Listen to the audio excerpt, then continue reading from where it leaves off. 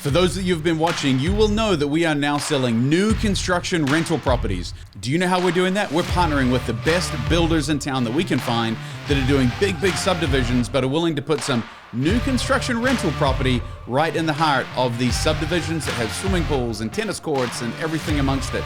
You're going to love to hear from Shawn Woods, who's joined us on the podcast today. Enjoy. Welcome to another edition of the Mistake-Free Real Estate Podcast. I'm your host, Marck, and as some of you investors know, we have been doing a lot more investing lately in new construction.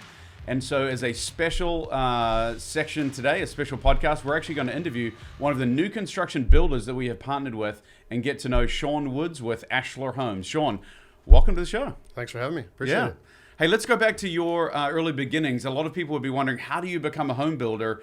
You kind of were a home builder's kid before you became a home builder. Tell us about your upbringing. Were you born and raised in Kansas City? I was born and raised in Blue Springs, actually. And home building usually becomes a family business at some point. I'd done it since I was 10 or 12, been out cleaning up job sites and framing and installing vinyl siding, and decided I wanted nothing to do with it. So I went to college and went to work at the Federal Reserve Bank for a couple of years and decided I didn't like being in the office. So came back and joined my dad in 1999 is when I joined my dad for full-time employment. I'd done his books at night and some other stuff to get into the business side of things. But yeah, joined him full-time in 99. The thing I like about interviewing a guy like you is you are what I would consider a more than full cycle home builder. You have seen many ebbs and flows, and I love your economic background because we're going to get into the economics and the financials of kind of like what a home builder does and how they operate. But so, will be really interesting for the audience to understand. But 99, you come in, you have the tech crash of 01. Did that, and I know the stock market tanked. Did that impact you guys back in the day with regard to home building? Yeah, I mean, sure, you had a little bit of a slowdown in there, but nothing like we saw in the 7 and 8 range. But there was a little bit of a slowdown. I mean, my dad had been doing it since 1974, I believe, is when he formed his first company. So he'd been through the 80s, the 90s, the high interest rates. So there'd been a few downturns he'd been through before. And it seems like the home building, like anything, is a cycle. It's usually 5 years to 8 years, somewhere in there, you're going to have a downturn of some sort. Yeah. So what kind of home building company did your dad have? Was he just custom homes? Was he spitting out volume? What was T.E. Woods like? He had been kind of all things. I mean, I think he started out as more of a custom home builder, small, build 5 or 10 homes. It was a family business. My mom was involved. And then as things progressed and as I joined the company, it started to become a little bit more production and focused on development of buying land and kind of controlling the situation that you're in. It had morphed through all things. There are very few, what I've come to learn is that there are few people that master the developer and builder. Like most builders say, hey, I'm just going to be a builder and I'll go into a developer's area and be a approved builder in that community. And we'll get there down the road, but because I know you are now a developer. Was your dad a developer builder combo as well? Yeah, he'd been both, and had done some developments where he just developed and sold the lots, and then there were other developments where he had stayed in there and built most of the houses. So, as you know, I'm a big golfer. I love it. One of the best golf courses in the city is Stone Canyon Golf Course in Independence, Blue Springs. It's right on the border, right? Blue Springs schools, Independence addresses. Okay. So, when I say Stone Canyon, what emotions are drummed up inside you? I mean, great pride, great place, fun development, but probably some of the worst times business-wise in my life. I mean, just a tough situation. Did everything. I'm not going to say we did everything wrong. We learned a lot of lessons, and then we brought it on right before the downturn. So I think our model homes opened in 2006, so it couldn't have been worse timing. You guys hired Greg Norman. Did you get to meet him? I did, yeah, a couple times. Yeah, and you hired him to come in as a signature Greg Norman design golf course, right? Mm-hmm. Yep. Was that when you guys are going through and actually developing out not just a community, but a golf course as well, were you partnering with a golf course company, or is that you guys were the developer that was putting in the golf course and that was your idea? No, there was another individual, well, a couple more individuals involved. There was a gentleman involved who had actually done golf course development Stone Canyon, most know, is put over the top of an old landfill. The course itself rides over the top of a landfill. So there was a gentleman involved that had done that type of development before, and then also another developer that had been involved in a Lionsgate development out in Kansas. So there were kind of a few partners in there. So you guys build a golf course. And with how many lots in that grand master plan community? I mean, I think there's supposed to be 230. I think was the first plan of how many were supposed to be in there. Okay, so 230 homes, and this is in 2006. You start developing. Your first lots came in. I mean, 2007 hits, and man, we just had. I mean, obviously the GFC, had a profound impact on the real estate industry in general. Share with us how your business was affected, at that time. Yeah, so we had this huge development. I mean, in hindsight, we took on these partners that were consultants pretty much, but not financially involved. So we had all the financial risk. And not only did we have an economic downturn, but we had a lawsuit going on with the Department of Natural Resources. So the bad press. With regard to the landfill? Right. The bad press from that and then the downturn pretty much tanked that development. So it was. How many other developments were you working on at the time? We had a lot. We had probably back then working on 500 lots probably, and probably another 200 to 300 acres of undeveloped ground in front of us. Did one development bring you down, or if that development had have gone south, the rest of the rest, if it wasn't for the GFC, would you have survived and gone and continued to operate? Yeah, I think that's probably the biggest lesson we learned. I mean, not all, but two of our developments were pretty much upside down. But we probably could have worked our way through that if we would have had better relationships with some of our financial partners. We had probably 5 to 6 banks we were working with at the time. 3 to 4 of them were great, long relationships. I think would have hung in there and battled through it with us. And a couple of them were newer relationships, much bigger banks, controlled more by a board than a relationship. And so ultimately, I think that was the demise of, being in a really tough financial situation and not having good partners.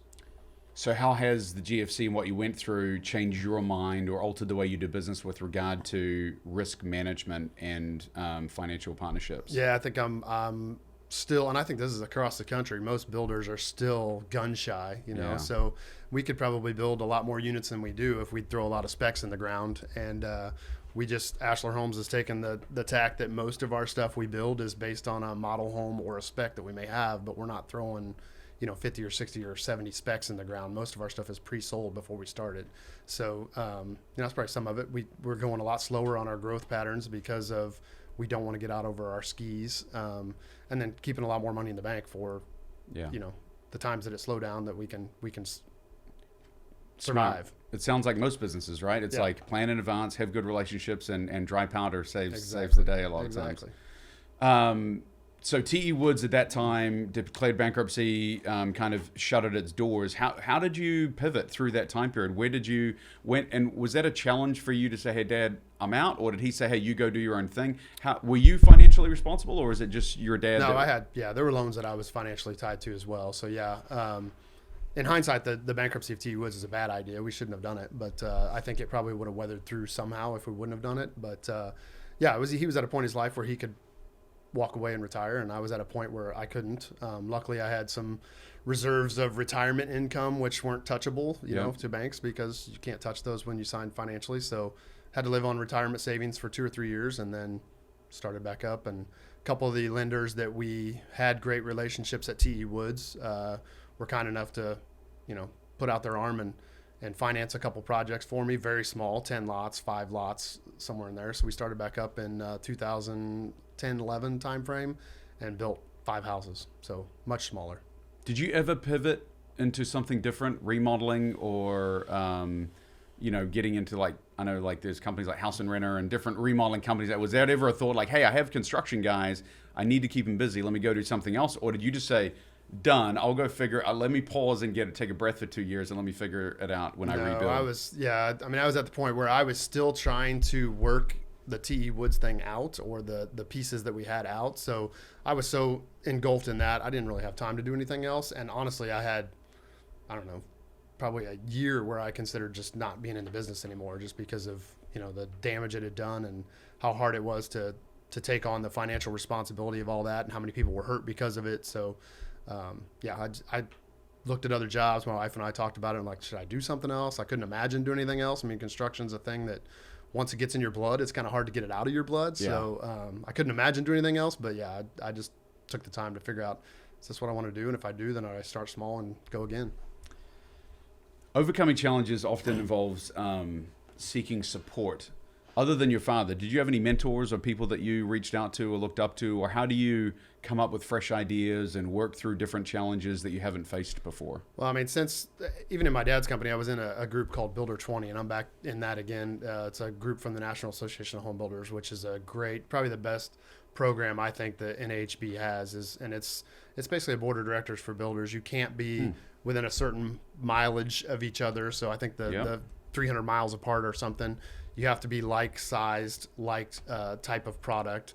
And those guys meet 2 to 3 times a year in person, and then most of the groups do monthly phone calls with each other. And is it called Builder 20 because it's a groups of 20 individuals? It's supposed to be, yeah. Like our group right now, I think is 16, but yeah, it's supposed to be 20 businesses. Has to be the owners involved so that you get good information. But it's a group where you have to show your financials. You have to be willing to talk about the goods and the bads in your company, and the guys ask the hard questions. So I think that's probably been the best thing for my business going forward, is just that relationship with those guys and the advice that you get through those meetings. And then they've all been here to Kansas City, toured our operations. So that's another thing. They're on the ground usually, where they're telling you, hey, this doesn't look good, or your neighborhood needs cleaned up, or your office isn't functioning properly. So that was a great thing as well.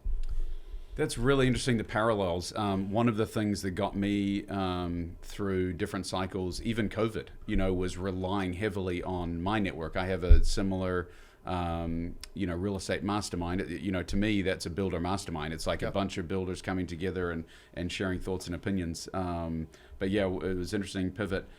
Did COVID have a massive impact on your business, and what's happened most recently, in the last couple of years since the pandemic? COVID was another, I don't know, we'll call it a freak out moment, but I mean, as soon as it came out, we were all like, oh crap, we button down the hatches here. This is gonna be really bad. So, for a couple months there, it was kind of what's gonna happen. And then all of a sudden, things soared. I mean, people were out looking for houses, mostly because I think we had low interest rates and people were trapped in their houses. So they were looking around thinking, I want to upgrade this thing, So and new construction is a pretty good option. Yeah. So for us, it was 60 days of being scared. And then it was about 2 years of, oh my gosh, we can't catch our breath. So, I think every builder would say, I wish I would have had 150 specs on the ground when that happened, because it would have been the best day in the world. But obviously can't put that crystal ball in motion. So no, and you also, they would have been panicking the very first time it came out. 150 specs, they would have been like, oh, Mom, I'm dead. I'm over. Yeah. Who knew, how it pivoted. Let's talk a little bit about building a team. How many employees do you have, and how many subs underneath your direct control that you pretty much, do most work just for you? It's got to be a big number. Yeah, so we have 20 employees. That includes sales staff. And then sub-wise, we probably have 50 to 60 trade partners, and most of them have been with us for a long time. We divide up typically by neighborhood and things like that, just because we're at a volume now where some of them can keep up with our volume, some of them can't. So we divide up and typically try to have at least 2 trade partners for every phase of construction that we need. When you are scaling an operation and you're going from, say, hey, we're doing 50 houses a year to now you're doing 100 houses a year, as you mentioned, some contractors can keep up and some you stress them out by scaling with them. How do you and who, I guess would be the question, who in your organization, are you involved, who in your organization handles the hiring, screening, and accountability for getting good contractors on your job sites? Yeah, so I mean, it's like most small businesses. It starts with 3 or 4 or 5 people involved, or at the early stages it was only me. I'd be the one, taking the references, going to check their work, and then actually bringing them on the job site and deciding if we liked them or not. But now it's kind of a team effort. I mean, it goes into, first we send them to our director of construction, and then he goes to check their work, has a meeting with them to make sure that's something that they can work in our system. And then purchasing and estimating gets involved to make sure that their prices are in line with what we've been paying. And that's always a fun exercise, in that you want to be cheap, obviously, or most efficient, but sometimes it's not the cheapest that it wins out, because it may be somebody that can, get there when they're supposed to, they're on schedule, or less warranty work. So, then it becomes almost a grading system every quarter, where we're going through and saying, okay, this person's not the cheapest, but they're the best at hitting our schedules. They're by far the best at our warranty process. They follow our purchasing process the best. So, then it becomes a grading system at that point. So there's an old saying, measure what matters. And in fact, a book was written that I really enjoy. I would guess that quality contractors and quality work it matters. And so you have to measure it. Do you actually, you said you grade your contractors. Do you actually give, if you were to rank all of your, 50 tradesmen that are coming in, do they have a number associated with them as how well they're performing? Is it that detailed? No, I think that's where we're trying to get to. I mean, right now we're kind of at that stage where every quarter, all of our project managers, our warranty staff, our director of construction, and our purchasing department all weigh in on the 3 best and the 3 worst. Yeah. And then we go talk about, why is this person the best? We give out a trade partner award. We just started doing that this year, which that's been pretty fun. So we give one of those each quarter. But then the 3 worst, we try to take concrete feedback to them and say, look, you were rated as one of the 3 worst we operate with. We want to help you grow if you can, but these are the issues we see out there, and hopefully they can improve on those things. Trade Partner Award. Pete, write that down. That's got to be something that we steal from Shawn. There's always insights here. That's a great thing. We should be doing that ourselves. Thanks for that one. With contractors, there's that kind of joke that you can either have it fast, cheap, or high quality, but you can only get 2 out of 3. You can't get 3. Where would you, if you had to force rank them, where do you put your premium? Like, where do you put your ranking of those 3 items? I'd probably say we're high quality, fast, and then cheap. I mean, people hear me say all the time, customers a lot of times will say, hey, don't go fast on my house. And I'll say, it actually is a better house if we go fast, because typically what happens is when construction sits, things happen. Either get vandalism, things get stolen, things get damaged, weather comes into play. So for me, the tighter the schedule, the faster the operation, the better off you are as far as the quality of the job. And I mean, even though the price at the front end may not be the cheapest, when you look at time value of money and how fast you can produce that it comes out to be a better product in that sense as well. Yeah, no doubt. We've certainly seen that even with our customers, Shawn, where, people are less concerned about the amount of money that they have to come out of pocket to actually buy an asset, as long as it doesn't break down, it's new construction, it does what it says it's going to do, which is be a high quality asset for a long period of time with very low maintenance, right. And you have a resident that's in there paying on time. If they can get consistent cash flow from an asset, I think they quickly forget whether they had to put down $145,000 or $155,000. Less important than, I know that I'm getting $1,000 a month every single month without fail. Right. So yeah, interesting stuff. Communication breakdowns can lead to delays and misunderstandings. How do you guys ensure effective communication channels within your organization and to the subs? What are some of the tips and tricks that you have, whether it be apps or things you use or tools? How do you communicate effectively? Yeah, I mean, we obviously don't have it all worked out. We're dealing with that communication all the time. We always say people is the hardest part of the business, making sure you understand, where they're at, what they're doing. Everybody's on the same page, but we use Builder Trends software. That helps a lot. And I think any type of software you can use that the subcontractor can see it, the customer, the ultimate customer can see it if they would like to, or if you want to open that up to them.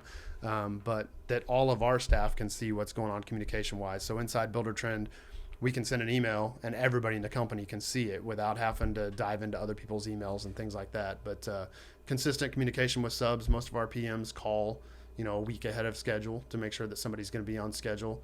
Our schedules are such that the subs can see every part of the phase of the construction, so they know what's going on at any given time. But obviously that falls down if somebody forgets to update the schedule. I was going to say, people get mad.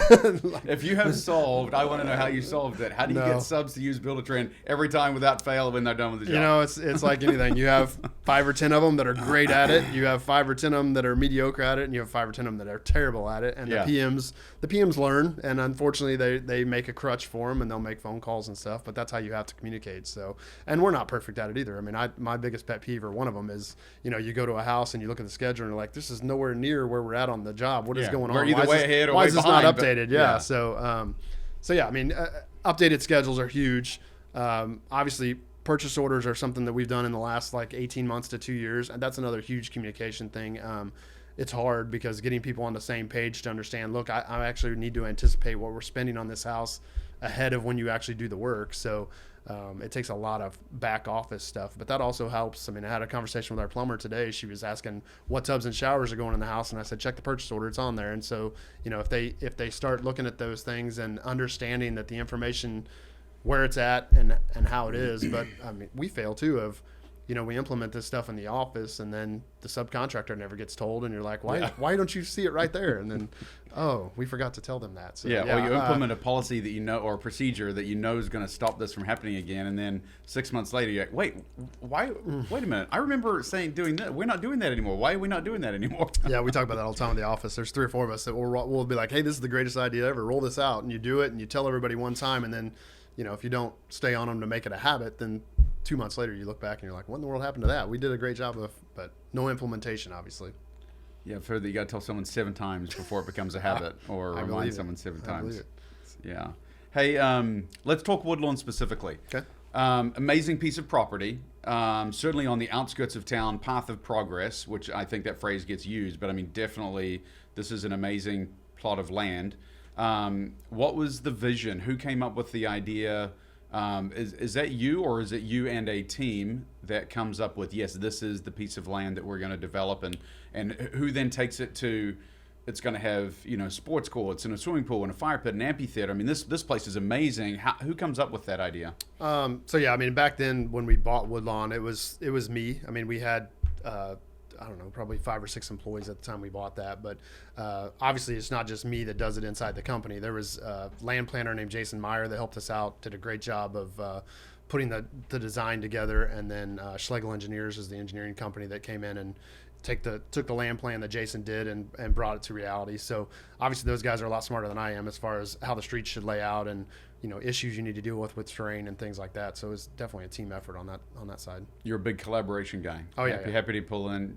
Yeah. I'm usually, I want to be the dumbest guy in the room normally. So if I can pull in guys that know what they're talking about, and I can, a lot of people say I don't talk much, but normally in a meeting I'm just kind of taking it all in, and then I'll be taking notes and then go back and ask opinions and what's going to work best and things like that. Yeah, well, I've been around a lot of good leaders, and that seems to be a trait of good leaders. Leaders eat last, right? Yeah. Leaders, absorb, they listen, and then they talk last. So what were some of the initial hurdles you faced when planning the development?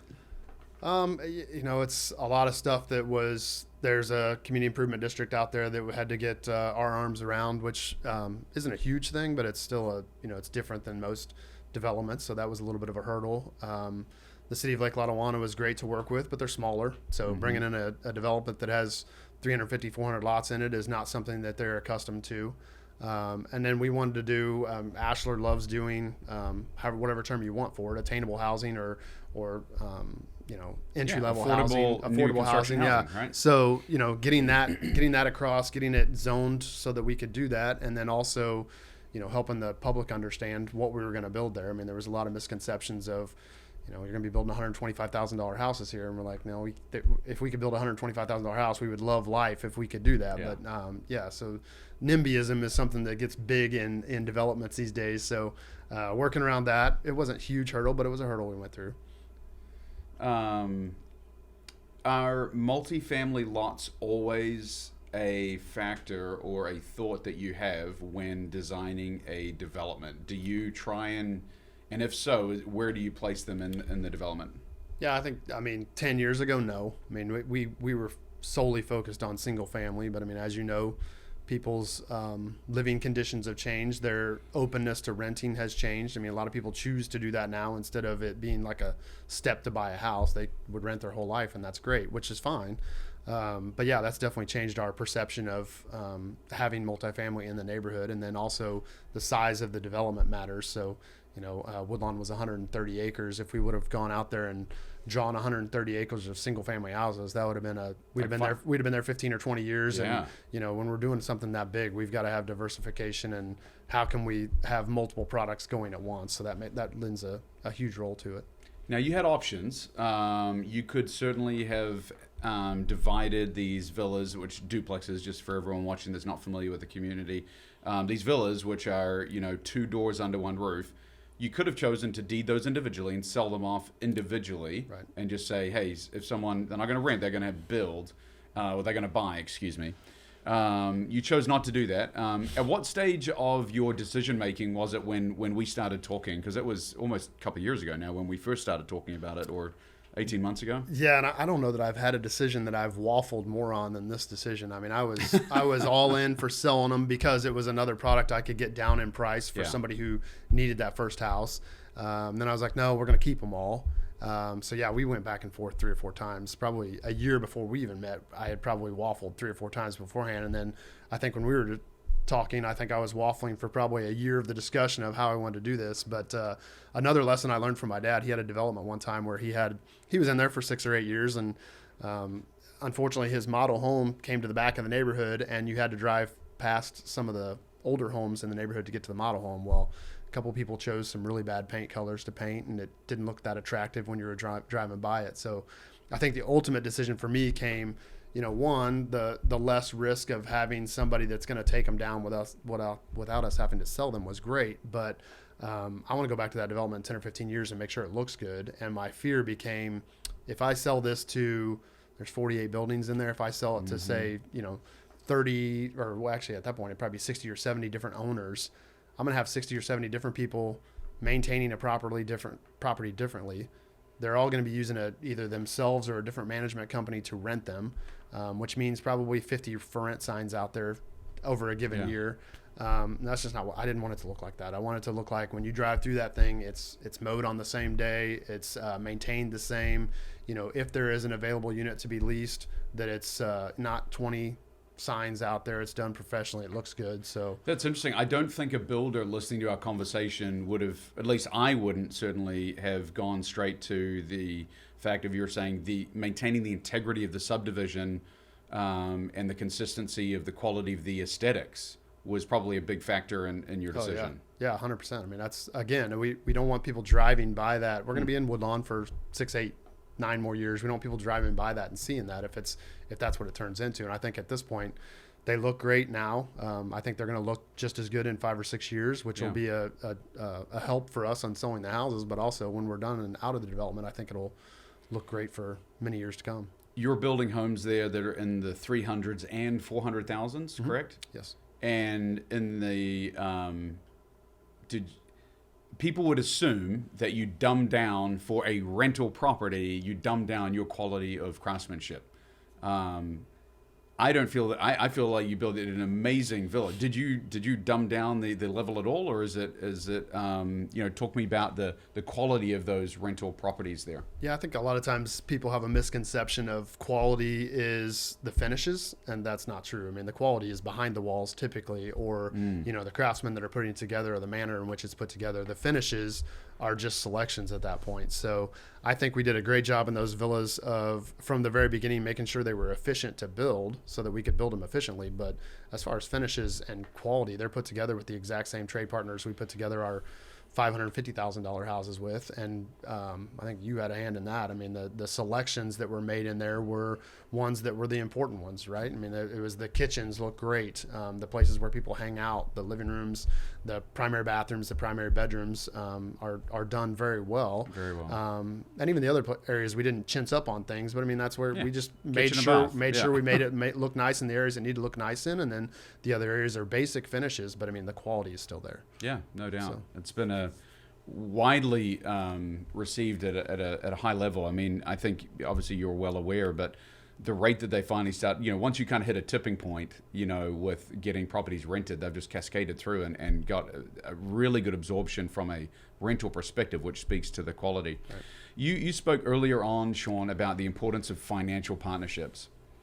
To what benefit did your ability to go to a banker and say, hey, I've sold all the duplexes, let's go? Like, talk to me about how,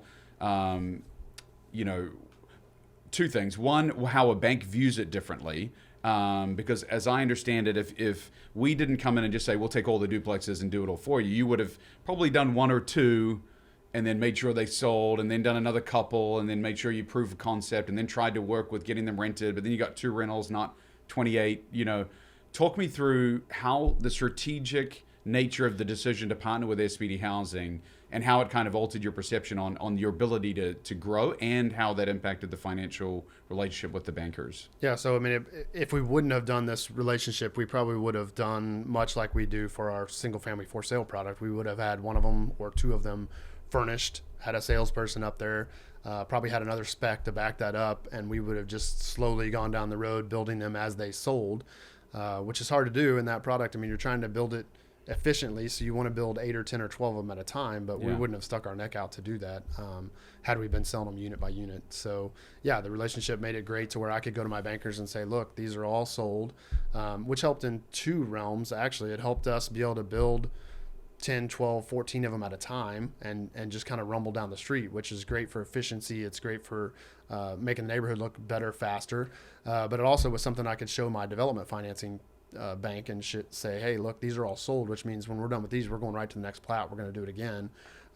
So for us, it made it great for the building side, but also on the development side, we could make plans for, okay, we need to bring this plat on in this time frame and this plat on in this time frame, which is, it's a nice problem to have the work out in front of you like that, for one, to be able to plan that way, because we can't do that on the for sale side. For sale side is always dictated by, one weekend you may sell 5 and then you may go on a drought for 2 months and think, okay, we don't need another lot for the next 2 years.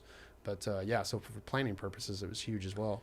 I would imagine when you are doing a development that has such a strong amenities package as this one does, getting HOA, getting more doors quickly, that's got to be a massive help, right? I mean, you've got now 14 duplexes that are all built out that are going to have residents in them, and they have owners, that have obviously taken on the responsibility of that HOA. Now you have a lot more cash coming in to support the swimming pool and finish out your amphitheater plans and the sport court and those kind of things. So talk to me about the momentum that's gained from getting more doors in a subdivision. You must even struggle from the initial, how soon you tell people you're going to, from the very beginning, you tell people, there's going to be a pool here, and maybe you're collecting HOA dues, maybe you're not, I don't know. But how does that all work with the HOA situation when you may or may not have the amenity in there yet? Yeah, that's always the fun part from the development standpoint is, you want to put the amenity in at the very end, but obviously the sales are much better when you put them at the beginning.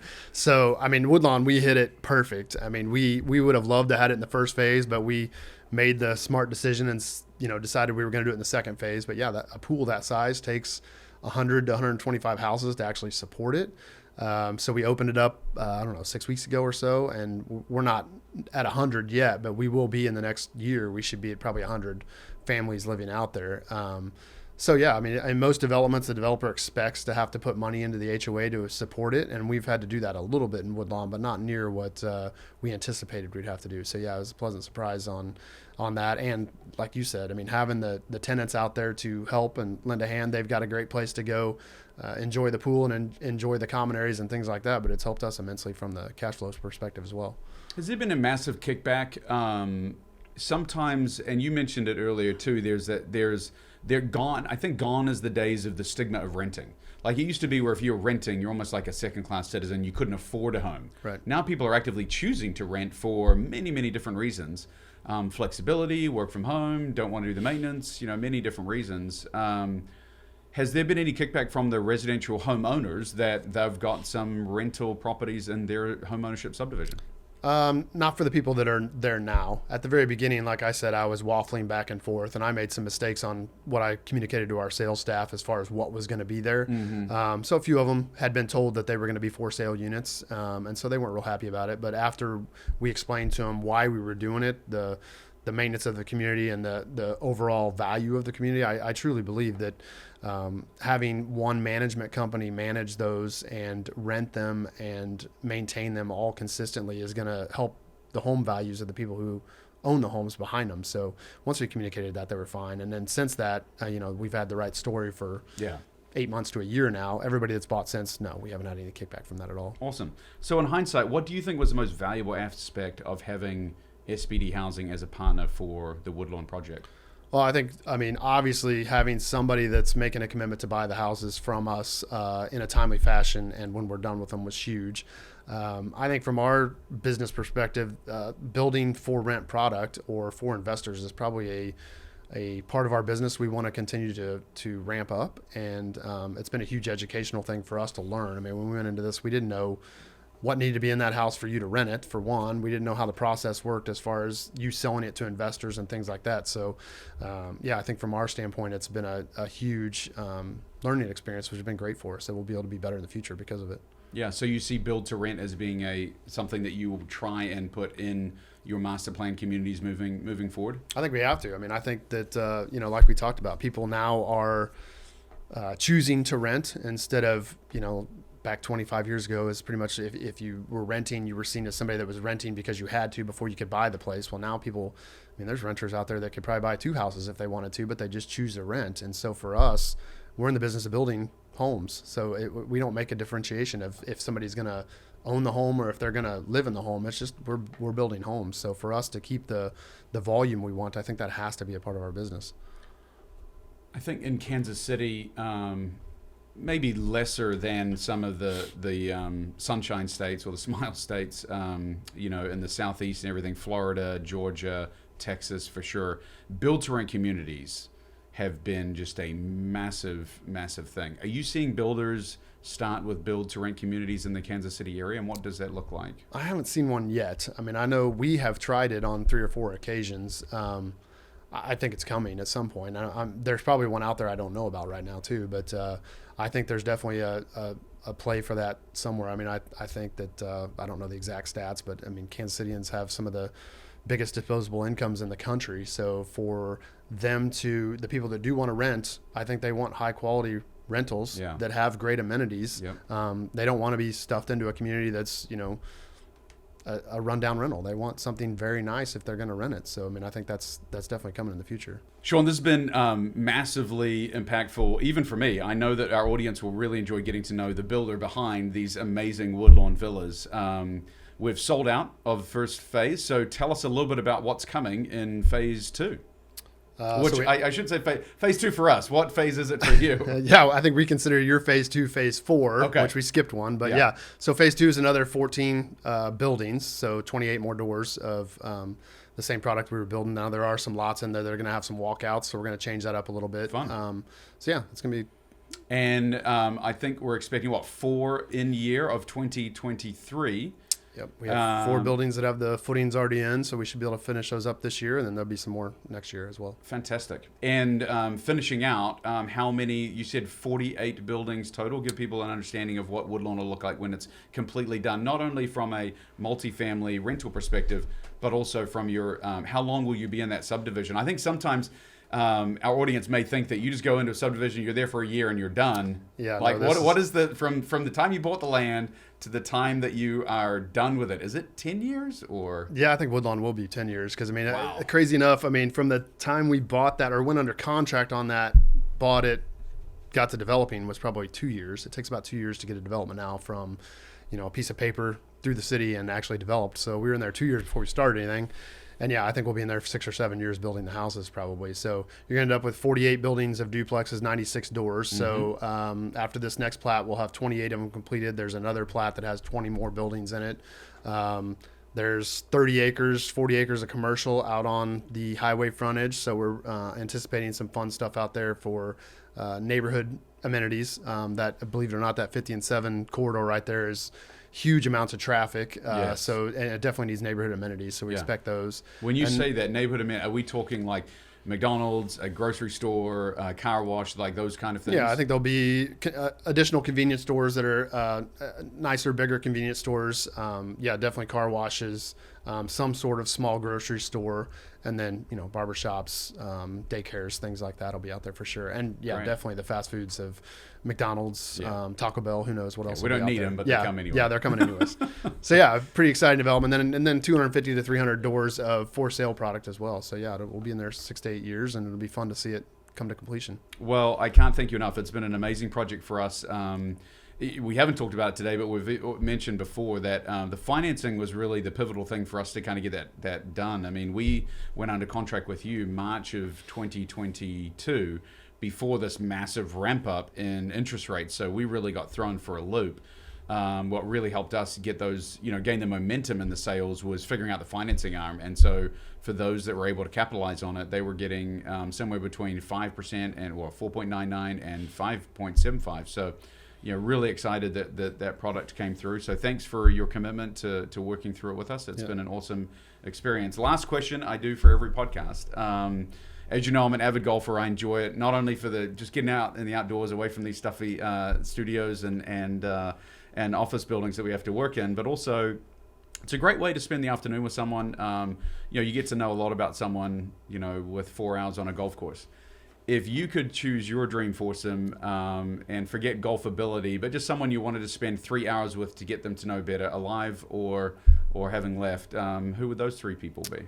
Man, that's a tough question. You should prep people for that one. I mean, I would say Jesus first off. I mean, that would be incredible to have a 3-hour conversation out there, and I'm sure he'd be a perfect golfer, so hole in one every time. But I mean, he'd shoot 18. Yeah, exactly. That'd be terrible, but it'd be fun at the same time. I'll probably cheat on you a little bit and say I'm going to say the Rockhurst baseball team. So the whole team, even if only one of them could play, they could all fall behind him. All your buddies from back in the day. Yeah, I mean, we haven't all been together since we played together, and that was a fun time in life. And so it'd be great to have everybody back together on a golf course together. Love that. And then I'd probably say my dad's father, so my grandpa Woods. I mean, he was one of that guy. I played baseball my entire life, some of it really bad baseball, some of it we traveled a long ways, and he traveled everywhere with me. And he was one of those guys that he could be hard on you if you wanted to be, but he was always supportive. It'd be cool to have him back to hang out with for 3 or 4 hours. So yeah, love that. I'm in the throes of baseballing right now. In fact, today Jackson's playing. I'm unable to be there, but recently got back from Lake Point down in Atlanta. We had been there. That's a fun spot. It's a great spot. Yeah. And I love the time with baseball. There's just so many life lessons that it teaches you. Yeah. In fact, quick story. The last game we played down at Lake Point, Jackson was in left field, in right field, where he never plays in the outfield. Typically, he's an infielder. Ball came to him, kind of a blooper that turned into, it was hard hit ball, but kind of came bad hop, whiffed on the ball, like completely went under him, so much so he was racing to the fence. The center fielder is coming to back him up, and Jack didn't even end up fielding the ball. They scored 2 runs to be now down by 1.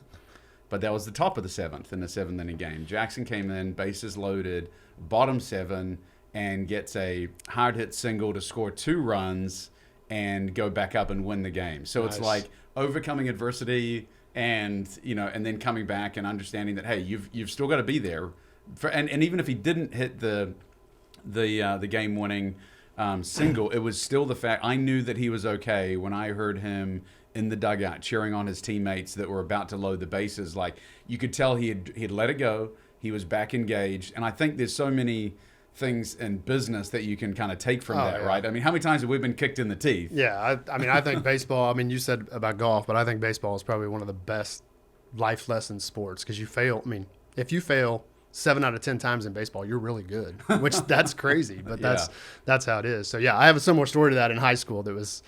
I dropped a pop fly one time in our district game, and we should have easily won state that year, and I dropped it, and we lost. We didn't come back and win. But the next year I have a newspaper article, Blue Springs Examiner writes, that I didn't make an error the next year because of that. And I'm like, this is nice. You're going to post this on the front page of the paper that I made this crucial error last year. So, yeah, it's a fun game for sure. That's awesome. Yep. Well, mate, really appreciate our friendship. Appreciate what you've done for our investment group. Excited for what future lies together, and appreciate you taking some time with us today. Yeah, I appreciate it very much. Thanks for having me. Thanks so much. Bye.